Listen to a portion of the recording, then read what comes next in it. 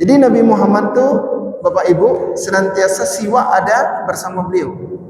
Kalau mau masuk ke rumah beliau, beliau bersiwak dulu. Beliau tidak ingin istrinya mencium bau yang tidak enak dari mulutnya. Ini Nabi Muhammad.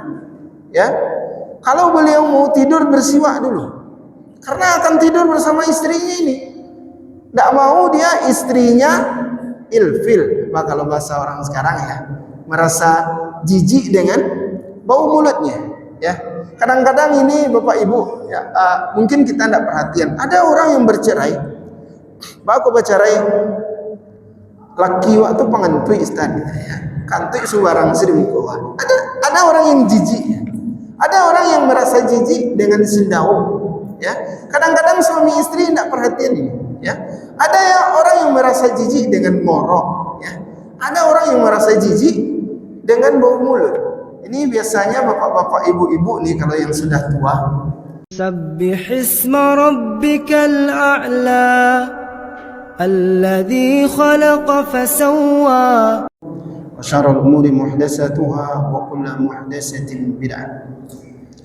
Kaum muslimin, Bapak Ibu yang semoga dirahmati oleh Allah Subhanahu wa taala. Bersyukur kita hanya kepada Allah Subhanahu wa taala karena hanya Allah lah zat yang memberikan kita nikmat yang tidak ada putus-putusnya. Memberikan kita nikmat yang tidak bisa dihitung dan memberikan kita nikmat yang terkadang kita melakukan kemaksiatan, namun nikmat-nikmat tersebut tidak pernah putus oleh Allah Subhanahu wa taala. Dan kita bersyukur kepada Allah dan memohon kepadanya semoga Allah senantiasa memberikan keistiqomahan kepada kita. Allah berikan kebaikan hidup di dunia dan kebaikan hidup di akhirat. Allah berikan kepada kita akhir kehidupan yang baik, husnul khatimah. Allah berikan kepada kita nikmat di dalam kubur dan Allah masukkan kita kelak ke dalam surga. Allahumma amin. Dan salawat beriringkan salam semoga senantiasa tercurah buat junjungan kita Nabi Muhammad sallallahu alaihi wasallam yang merupakan suri tauladan dan ikutan bagi kita semua. Siapa yang menjadikan beliau sebagai uswah, qudwah dalam kehidupannya, dia akan berbahagia hidup di dunia dan berbahagia hidup di akhirat. Kaum muslimin, Bapak Ibu yang semoga dirahmati Allah Subhanahu wa taala. Alhamdulillah, Allah masih izinkan kita untuk beribadah kepadanya. Allah masih izinkan kita untuk bisa salat berjamaah di masjid. Dan Allah masih izinkan kita untuk bisa mengulang-ulang kaji dengan menghadiri pengajian. Dan ini adalah nikmat yang besar yang Allah berikan kepada kita. Hal ini mungkin menjadi impian bagi orang-orang yang telah Allah lemahkan dia. Tidak bisa lagi kakinya melangkah ke masjid. Setiap dengar azan dia rindu untuk hadir di masjid. Hal ini mungkin menjadi impian bagi orang-orang yang Allah uji. Apakah dengan sakit yang berat, sakit yang keras, ketika azan berkumandang, ketika ceramah ustaz dia dengar, dia tidak bisa datang ke masjid. Maka kita bersyukur kepada Allah Subhanahu wa taala dengan semua nikmat ini. Nikmat pendengaran, nikmat penglihatan, nikmat kesehatan, nikmat kekuatan, nikmat iman dan Islam yang Allah berikan kepada kita, sehingga kita masih bisa terus beribadah kepada Allah Subhanahu wa taala. Kaum muslimin, Bapak Ibu yang semoga dirahmati oleh Allah Subhanahu wa taala. Alhamdulillah, kita lanjutkan pengajian kita.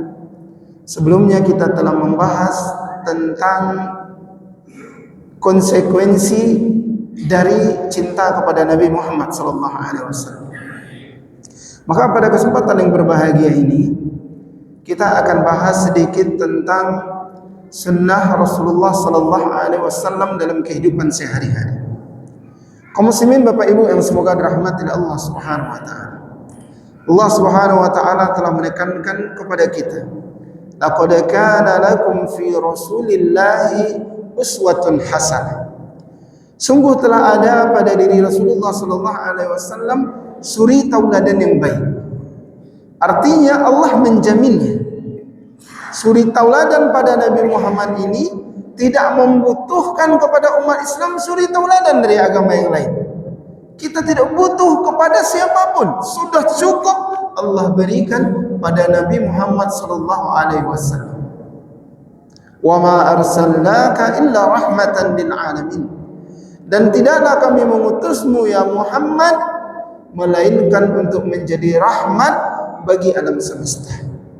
Ajaran beliau mencakup semua sisi.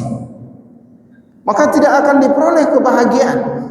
Tidak akan sampai seseorang kepada kebahagiaan dunia dan akhirat melainkan dengan mengikuti Rasulullah sallallahu alaihi wasallam. Maka orang-orang kafir, orang-orang barat, orang-orang Cina dan seterusnya, maka mereka mulai menggali sunnah-sunnah Rasulullah, kebiasaan-kebiasaan Rasulullah SAW ini. Ya, ada yang menggali kenapa Rasulullah itu kalau tidur, beliau tidur di sisi sebelah kanan, miring. Ya, ternyata setelah mereka teliti, tidur dengan sisi sebelah kanan ini menguatkan jantung, menguatkan paru-paru dan segala macam. Mereka mulai meniru. Maka mereka juga mencari tahu bagaimana sunnah-sunnah Rasulullah dalam kehidupan sehari-hari, sehingga mereka mulai menerapkannya. Apakah dalam pemerintahan, apakah dalam rumah tangga, mendidik anak dan seterusnya. Kaum muslimin, Bapak Ibu yang semoga dirahmati oleh Allah Subhanahu wa taala. Maka tentu saja kita selaku seorang muslim yang mengimani Rasulullah sallallahu alaihi wasallam lebih yakin lagi dengan sunnah Rasulullah sallallahu alaihi wasallam, karena ini membawa kebaikan bagi kita. Qul in kuntum tuhibbunallah fattabi'uni yuhibbukumullah wa yaghfir lakum dzunubakum. Katakan ya Muhammad kepada siapa? Orang-orang yang mengatakan dia cinta kepada Allah. Katakan kepadanya, fattabi'uni, ikuti aku, ikuti Nabi Muhammad. Dalam segi apa? Semua sisi. Ikuti Nabi Muhammad ini. Kalau kalian mengikutinya, apa kata Allah? Yuhibbukumullah. Allah akan mencintai kalian. Kemudian Allah akan mengampuni dosa-dosa kalian. Di setiap sunnah Nabi yang kita kerjakan, kita contoh, kita ikuti Bapak Ibu, maka semakin besar cinta Allah kepada kita. Kemudian semakin besar ampunan dari Allah Subhanahu wa taala. Kaum muslimin Bapak Ibu yang semoga dirahmati oleh Allah Subhanahu wa taala. Lihat bagaimana Rasulullah mengajarkan sunnah-sunnah yang itu sangat berguna bagi kita. Seseorang terkadang dia menghabiskan uang. Apa yang dia gunakan, apa yang dia lakukan dengan uang tersebut? Membeli jimat. Membeli ada yang 100 juta, ada yang 200 juta, ada yang jutaan. Guna jimat tadi, kalau masuk orang Maliang ke rumah awak, Ustaz, nyoba peta-peta sedidana. Ya, perlu uang. Padahal Rasulullah sallallahu alaihi wasallam mengajarkan kepada kita, siapa yang mengunci pintu rumahnya, kemudian dia mengucapkan nama Allah, bismillah, maka syaitan tidak akan mampu membukanya. Apa yang perlu kita lakukan Bapak Ibu? Cuma mengucapkan bismillah, tidak akan bisa ditembus oleh syaitan dan yang lain-lainnya. Ada teman saya, dulu beliau imam di salah satu mushola. Beliau bercerita waktu itu pakaian saya tinggal di luar. Ya, kemudian masuk maling. Jadi maling ini dia buang air besar di pakaiannya tadi, diambil pakaiannya, dia buang air besar. Ya, ini semacam pukau ini. Ada sebagian orang yang pakai rokok, ya, ada sebagian pakai ilmu yang lain. Masuknya ke dalam rumah, Ustaz. Kemudian diambilnya sepeda motor, nyambilnya laptop.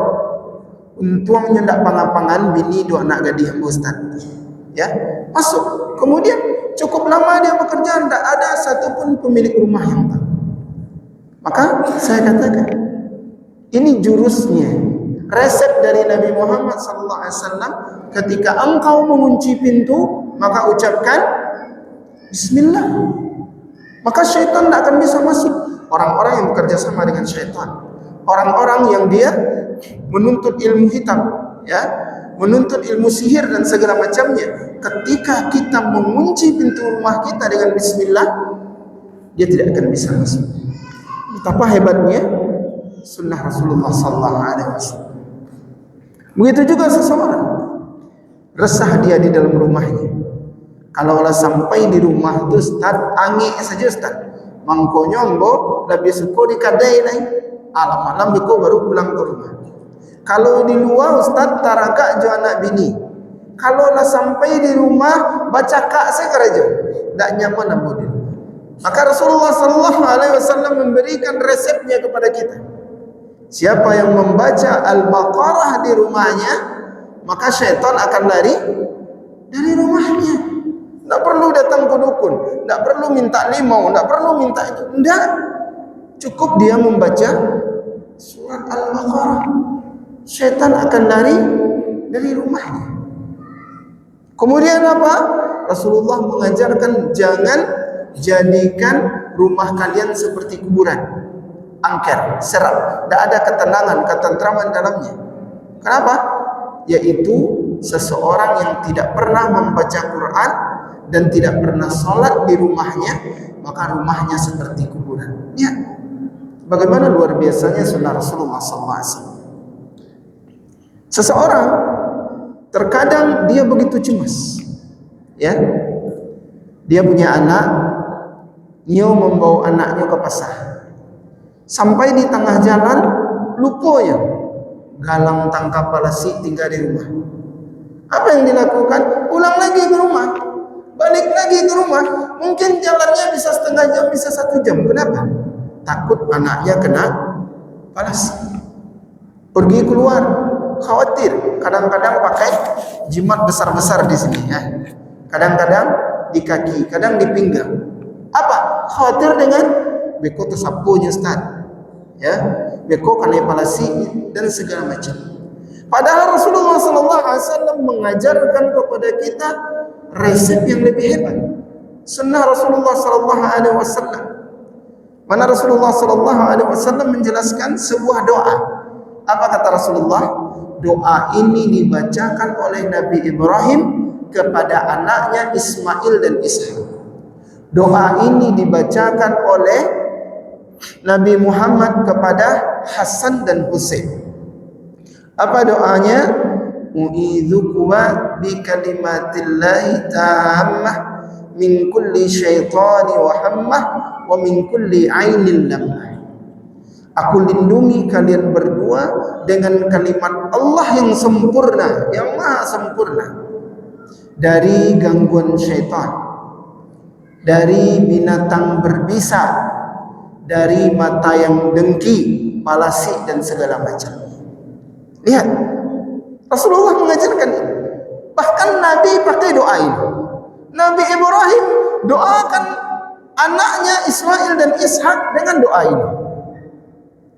Maka ketika seseorang membaca doa ini kepada anaknya, dia tidak akan diganggu binatang buas, dia tidak akan digigit oleh binatang, dia tidak akan bisa diganggu oleh syaitan, dan dia tidak akan kena palasi. Mudah tak Bapak Ibu? Lengkap tak agama aku? Lengkap, ya. Tak perlu mengulun pitik, tak perlu baliku, itu cukup kita menghafal doa yang diajarkan Nabi Muhammad sallallahu alaihi wasallam. Ya. Termasuk Bapak Ibu, kadang-kadang kita mendengar banyaknya sekarang kadang-kadang anak-anak yang kesurupan, ya. Sekolah ini kesurupan, sekolah itu kesurupan, ya. Atau mungkin anak-anak yang mudah diganggu oleh syaitan. Padahal Rasulullah sallallahu alaihi wasallam sudah memberikan sunnahnya, petunjuknya. Apabila seseorang mendatangi istrinya, kemudian dia membaca doa Bismillah, Allahumma janibna syaitan wa janibi syaitan ma razaqtana. Dengan nama Allah, ya Allah, aku berlindung kepadamu dari syaitan terhadap hubungan yang kami lakukan ini, dan aku berlindung kepadamu dari syaitan terhadap rezeki yang engkau berikan dari hubungan ini. Apa kata Rasulullah?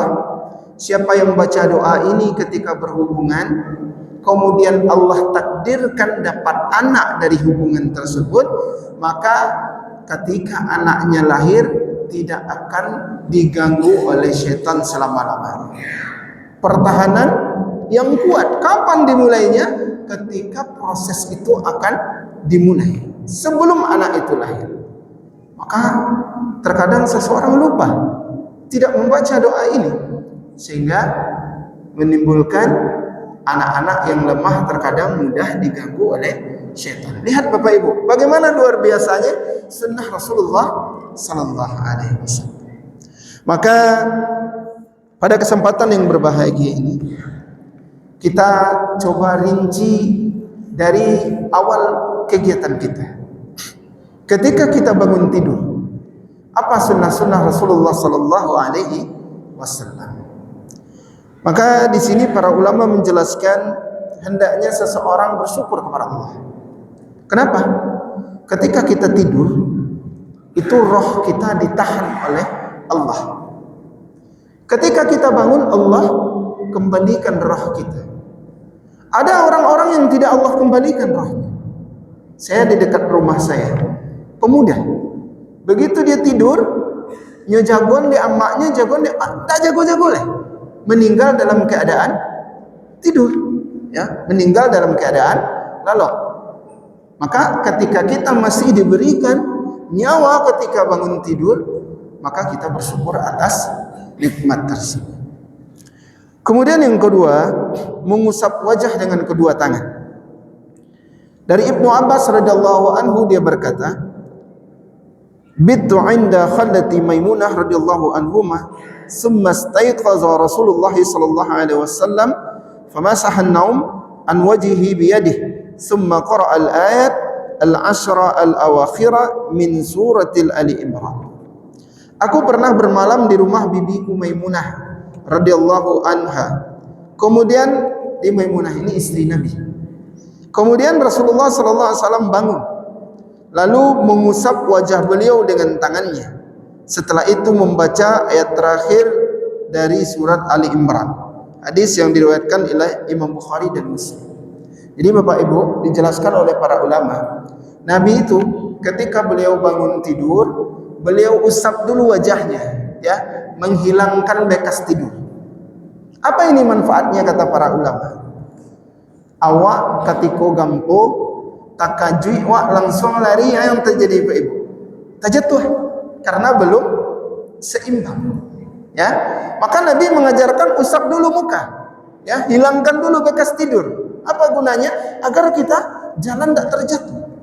Ada orang langsung berdiri jalan jatuh, kadang-kadang terhempas kepalanya meninggal.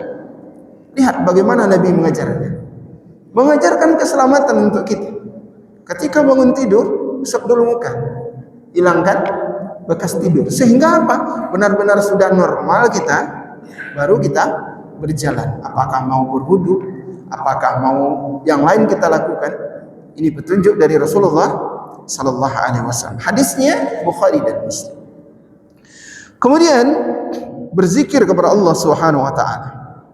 Di antara zikir-zikirnya, Rasulullah sallallahu alaihi wasallam berzikir ketika bangun tidur dengan membaca Alhamdulillahilladzi ahyana ba'dama amatana wa ilaihin nusyur.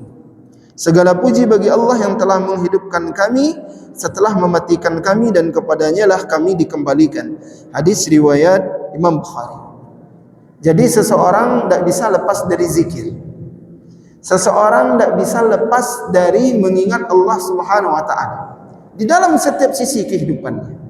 Makanya Allah katakan, wa ma khalaqtul jinna wal insa illa liya'budun. Tidaklah kami ciptakan jin dan manusia melainkan untuk beribadah. Artinya setiap hari, setiap waktu harus ibadah. Tuh di musaji isya wak seharian Ustaz. Enggak. Jadikan aktivitas kita itu tidak lepas dari ibadah. Apa contohnya? Bangun tidur baca doa. Alhamdulillahilladzi ahyana ba'dama amatana wa ilaihin nusyur. Ketika kita membaca ini, maka kita mendapat pahala. Meniru Rasulullah sallallahu alaihi wasallam, berzikir kepada Allah Subhanahu wa taala. Kita awali kehidupan kita kembali setelah Allah matikan dalam tidur kita dengan berzikir kepada Allah Subhanahu wa taala. Maka seorang muslim tidak bisa lepas dari zikir kepada Allah Subhanahu wa taala. Kemudian juga berzikir. Rasulullah SAW membaca doa, Alhamdulillahilladzi radda alayya ruhi wa afani fi jasadi wa adhina li bidzikri. Segala puji bagi Allah yang telah mengembalikan rohku dan memberikan kesehatan kepada jasadku dan mengizinkan aku untuk berzikir kepadanya. Hadis riwayat At-Tirmizi. Ini juga zikir yang lain, ya. Alhamdulillahilladzi radda alayya ruhi wa afini fi jasadi wa adina li bidzikri. Segala puji bagi Allah yang mengembalikan ruh. Kemudian kita bangun dalam keadaan sehat, yang menyehatkan jasadku dan mengizinkanku untuk berzikir kepada Allah Subhanahu wa taala. Ini seorang mukmin, tidak lepas dari zikir kepada Allah. Kemudian membaca 10 ayat terakhir surat Ali Imran jika terbangun di malam hari. Ya, Nabi Muhammad SAW jika tersentak di malam hari, beliau membaca 10 ayat terakhir dari surat Ali Imran. Kemudian beliau membaca zikir ketika terbangun dari tidurnya. Di seseorang terkadang dia bangun, kemudian dia ingin tidur lagi, masih malas untuk salat malam.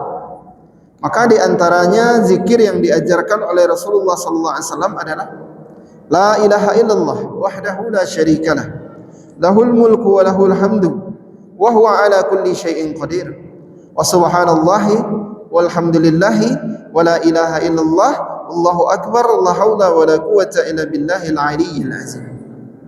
Maka ketika dia membaca zikir ini, kemudian dia minta ampun kepada Allah, Allahumma ighfirli.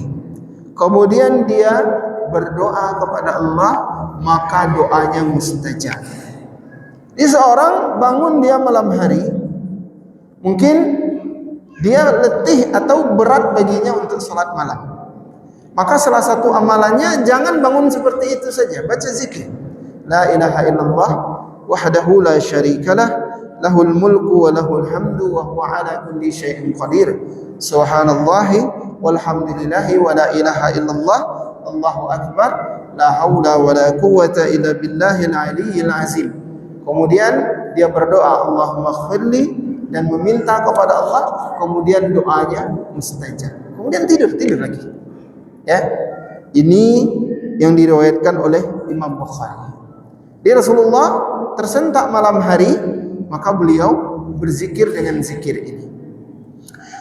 Kemudian yang selanjutnya, apabila seseorang bangun tengah malam, tersentak dia, kemudian timbul rasa takut, timbul khawatir, ya, tagak bulu remangnya, ya enggak?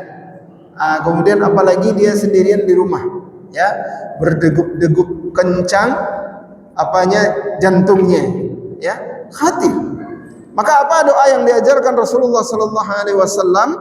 Maka beliau mengajarkan doa, a'udzu bikalimatillahi tammah min ghadabihi wa iqabihi wa syarri ibadihi wa min hamazati syayatin wa ayyahadurun. Aku berlindung dengan kalimat Allah yang sempurna dari kemarahannya dan hukumannya, serta dari bisikan-bisikan syaitan dan kedatangannya. Hadis riwayat Ahmad. Di Bapak Ibu, ada sebagian orang terkadang dia diserang oleh sihir pada malam hari. Begitu tersentak tiba-tiba takut, badannya panas, ya, atau ketakutan yang lain. rasu-rasuado yang maikuian, ya, rasu-rasuado yang nampak, atau takut-takut yang lainnya, maka baca doa ini.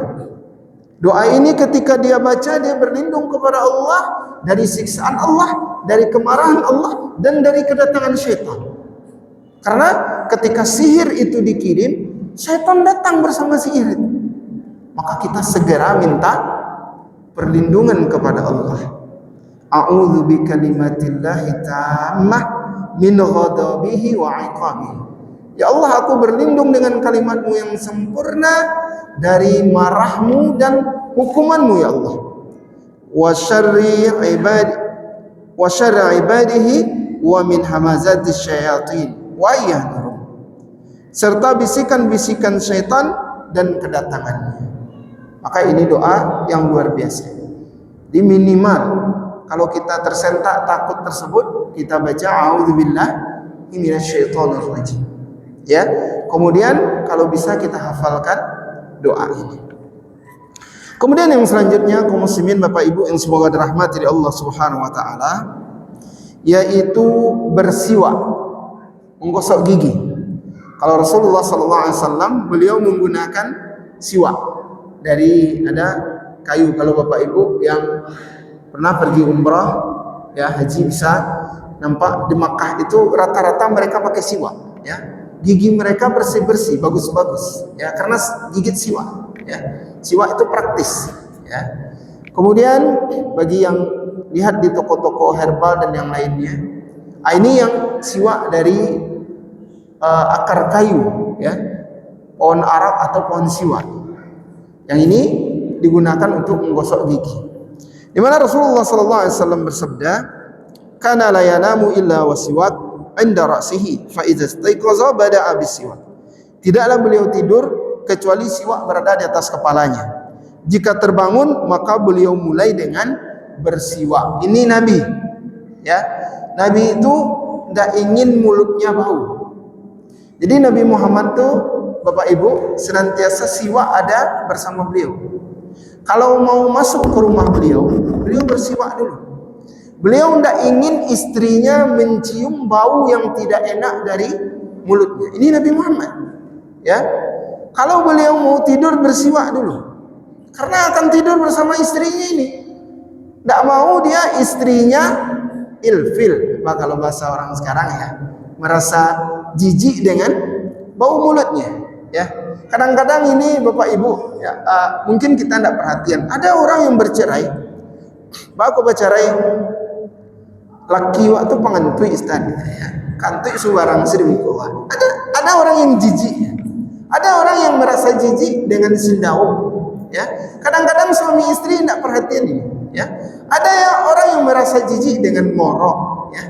Ada orang yang merasa jijik dengan bau mulut. Ini biasanya bapak-bapak, ibu-ibu nih kalau yang sudah tua, bah kondak lalu sakamar do apa lebu amo busuk ustaz, gitu ya. Ini apa namanya? Islam mengajarkan hal-hal yang seperti ini menjadi perhatian bagi kita, ya. Apa yang tidak disukai oleh pasangan kita itu jangan lakukan, ya. Apa yang membuat dia merasa jijik dengan kita jangan lakukan, ya. Begitu juga Rasulullah jaga sekali, ya. Jangan sampai mulut beliau bau. Dan ini juga dalam semua sisi, Bapak Ibu. Rasulullah itu juga ketika mau masuk masjid beliau bersiwak. Apa kata beliau? Siapa yang makan bawang merah, bawang putih yang mentah, atau makanan yang membuat mulutnya bau, jangan datang sholat berjamaah ke masjid. Kenapa?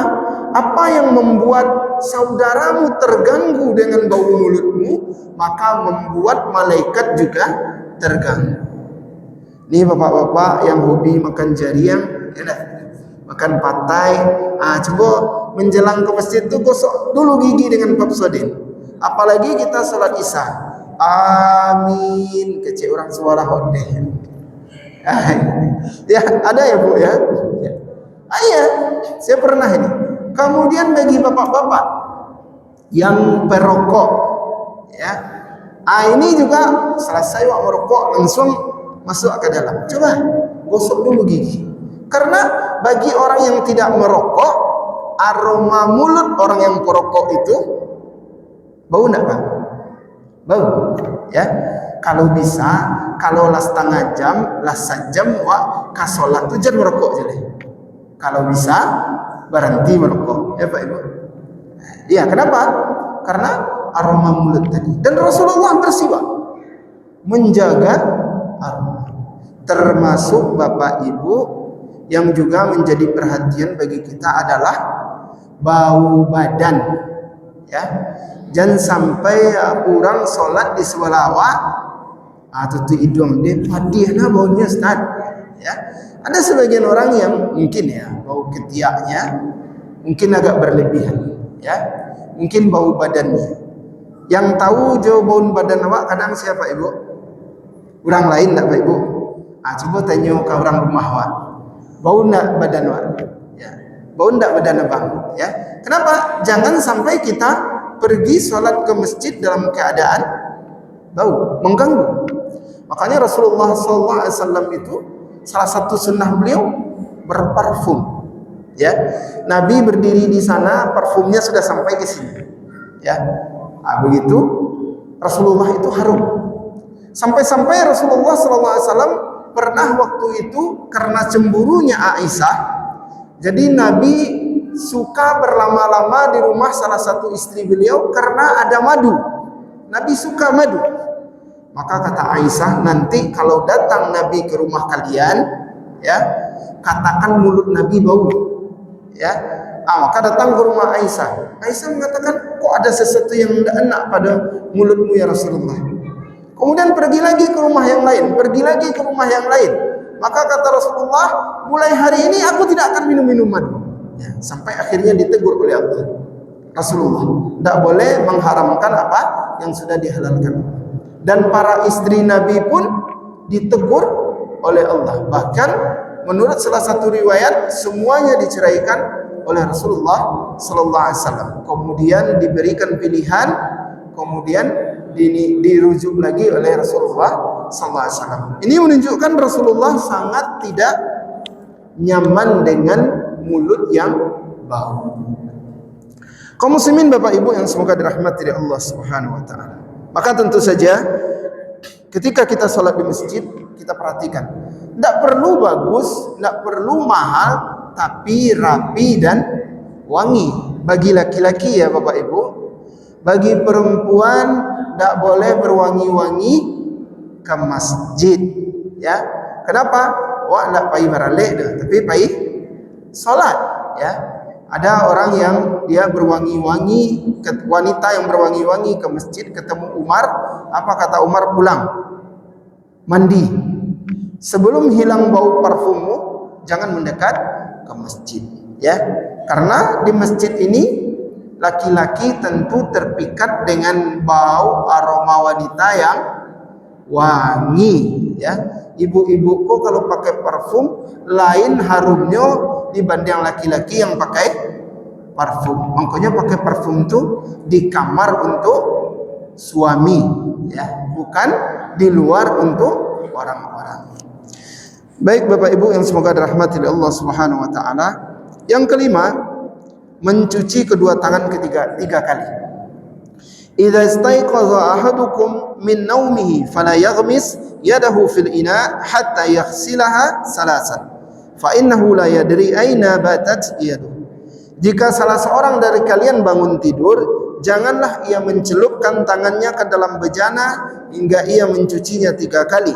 Sesungguhnya ia tidak tahu di mana tangannya bermalam. Hadis riwayat Bukhari Muslim. Apa artinya Pak Ibu? Ketika awak lalo, jago awak, kalau awak punya embe, tidak boleh langsung awak cuci tangan di embe. Kalau awak punya bak, tidak boleh awak langsung masukkan tangan awak ke dalam bak.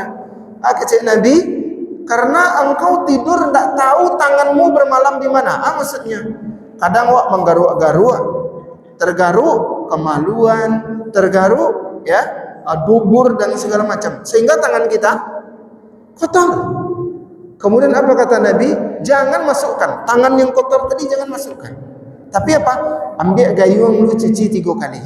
Ya, baru setelah itu kalau awak manca 2 iya can. Lihat Bapak Ibu, lai ada agama yang memperhatikan kebersihan sedetil ini. Lai ada agama yang memperhatikan kesehatan sehebat ini. Lai ada agama yang mendetil sedetil-detilnya mengajarkan ajaran agamanya. Tidak ada, cuma Islam. Makanya Allah katakan Islam ini agama yang sempurna. Allah jadikan Islam ini agama untuk seluruh alam semesta dan semua umat. Hanya Islam yang memiliki ajaran seperti ini. Kenapa? Allah yang menciptakan kita. Ya enggak Pak Ibu? Kalau alalok tahu di matangan Pak Ibu? Enggak. Ya, garuk sinan, garuk siko, orang yang lesak, kadang kakinya tiba dia teh kepala lakinya, ya, dan macam-macam. Ya, ada yang berjalan sambil lalu dan seterusnya. Maka Nabi mengajarkan hal ini, ketika kalian tidur, bangun, jangan langsung masukkan tangan kalian, karena kalian tidak tahu di mana tangan kalian bermalam. Kemudian yang selanjutnya yaitu salat berwudu, ya. Rasulullah SAW bersabda, jika seorang tidur, maka syaitan akan mengikat tengkuknya ini, kuduanya ya, dengan 3 ikatan. Ya. Maka ketika dia bangun, maka syaitan akan membisikkan, tidurlah, tidur, malam masih panjang. Jangan salat tahajud boleh, tidur, malam masih panjang. Ketika dia tersentak, dia mengatakan tidurlah, tidurlah, malam masih panjang. Sampai azan orang, alun lah tidurlah, tidur, malam masih panjang. Lah jago saja jam 7. Ya, ini syaitan diikat dia dengan 3 ikatan. Maka apa kata Rasulullah sallallahu alaihi wasallam? Fa in istaiqaza, apabila dia bangun dari tidur, kemudian dia berzikir, membaca doa bangun tidur, lepas 1 ikatan. Ketika dia berwudu, lepas 2 ikatan. Ketika dia salat, lepas 3 ikatan. Wa illa asbaha khabisan nafs kaslan. Dan dia akan bangun fa asbahan nasitan thayyiban nafs. Maka dia akan bangun dalam keadaan jiwanya sehat, jiwanya rajin.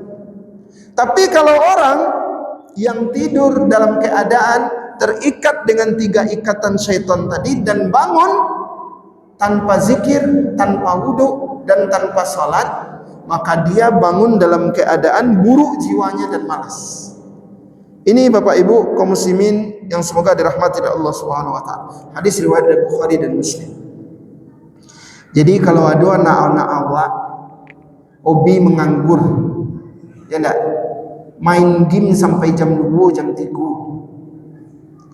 jago lalu jam 7, jam 9, aku penyebabnya karena dia bangun dengan 3 ikatan syaitan dan dia bangun jiwanya buruk dan sifatnya malas.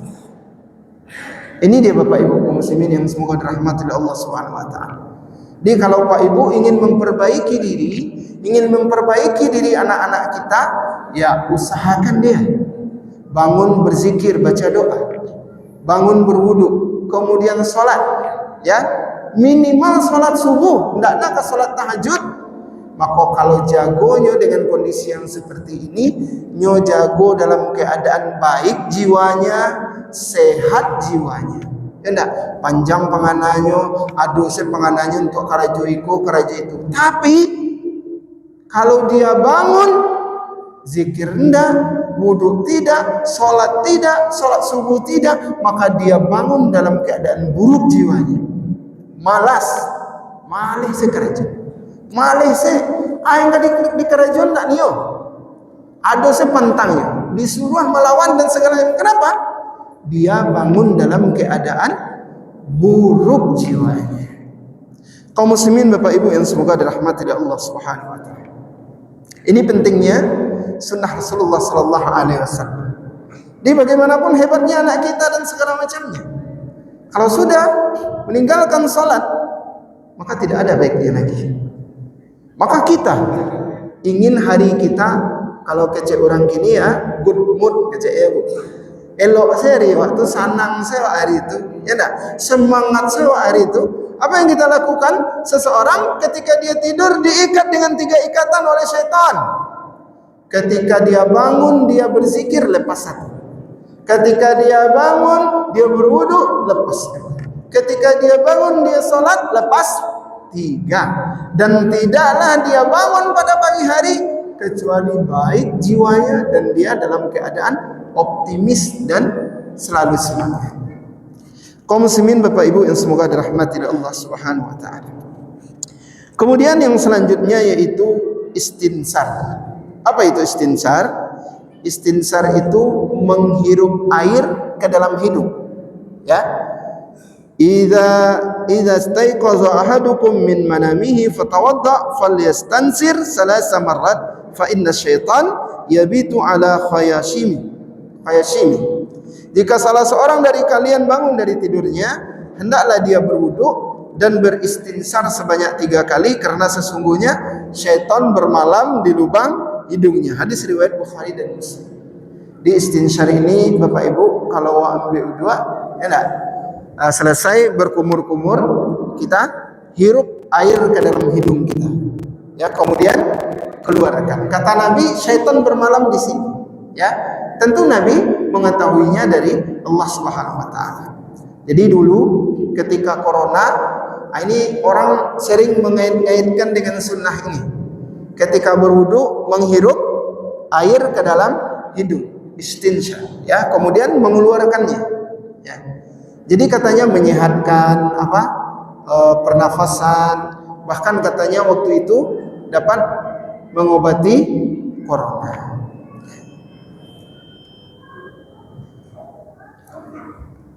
Baik, kaum muslimin Bapak Ibu yang semoga dirahmati oleh Allah Subhanahu wa taala. Ini sedikit ya. Kita mempelajari sunnah Rasulullah SAW dan sangat luar biasa ya. Baru dalam masalah bangun tidur saja. Dan luar biasanya Islam dan luar biasanya Rasulullah SAW. Semoga Allah senantiasa memberikan salawat dan salamnya kepada Rasulullah SAW. Semoga kita bisa mengamalkan sunnah-sunnah Rasulullah SAW dalam kehidupan kita dan kita semakin merasakan kebahagiaan dalam kehidupan kita. Mohon maaf atas segala kekurangan. Subhanakallahumma bihamdik, asyhadu an la ilaha illa anta astaghfiruka wa atubu ilaik. Assalamualaikum warahmatullahi wabarakatuh.